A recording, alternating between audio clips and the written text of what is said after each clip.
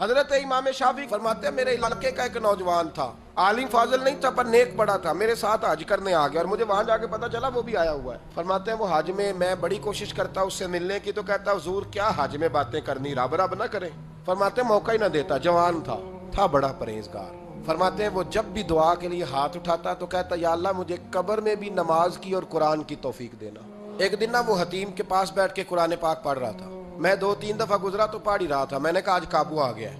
میں اس کے پیچھے بیٹھ گیا اور میرے دل میں خیال تھا کہ جتنا بھی آج پڑھے گا نا میں نے اسے 2-4 باتیں کر کے ہی جانا ہے۔ اس نے قرآن مجید سمیٹا اور میری طرف دیکھ کے کہنے لگا حضور میں بھی آپ کا انتظار کر رہا تھا۔ کہتا میں خوش ہو گیا، لیکن اس نے کمال کر دی، جیب سے چند دینار نکالے اور کہنے لگا حضور آج ظہر کی نماز کے بعد نا میرا انتقال ہو جائے گا، تو یہ نا پیسے رکھ لیں، کفن خرید کے نا تو میرا جنازہ پڑھ کے تو یہاں جنت المعلا میں دفن کر دینا۔ امام صاحب کہتے ہیں میں اگلے لفظ کہنے لگا تھا کہ مجھ پہ سختہ آ گیا، کہنے لگا حضور مہربانی کر دیں کہ آپ میرے علاقے کے ہیں۔ میں چپ کر گیا۔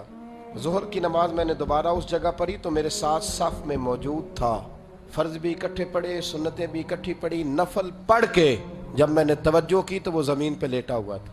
آپ فرماتے ہیں میں نے غسل دیا، کفن دیا، دفن کر دیا۔ کئی سالوں کے بعد میں دوبارہ آیا، اسی جنت المعلا میں مجھے ایک اور جنازہ پڑھنے کا موقع ملا۔ میرے دل میں ہمیشہ خیال آتا تھا کہ وہ تو کہتا تھا یا اللہ قبر میں بھی قرآن کی توفیق دینا، تو یا اللہ مجھے دکھا وہاں پڑھتا ہے کہ نہیں پڑھتا۔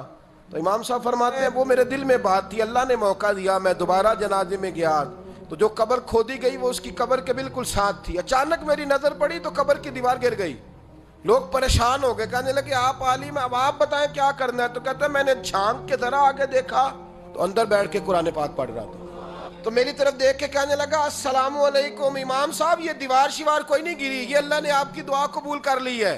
آپ کو پتہ چل گیا نا رب نے مجھے قبر میں بھی قرآن پڑھنے کی توفیق عطا فرمائی۔ بھائی قرآن پاک سے دلچسپی، شوق پیدا کریں، ذوق۔ یار کچھ نہ ہو سکے تو اسے دن میں ایک دفعہ چوم کے سینے سے تو لگایا کرو، کبھی اس سے پیار تو کر کے دیکھو۔ یہ اللہ کی کتاب ہے اور اس کا ایک ایک حرف وہ ہے جس کی تشریح مدینے کے چاند نے بیان فرمائی۔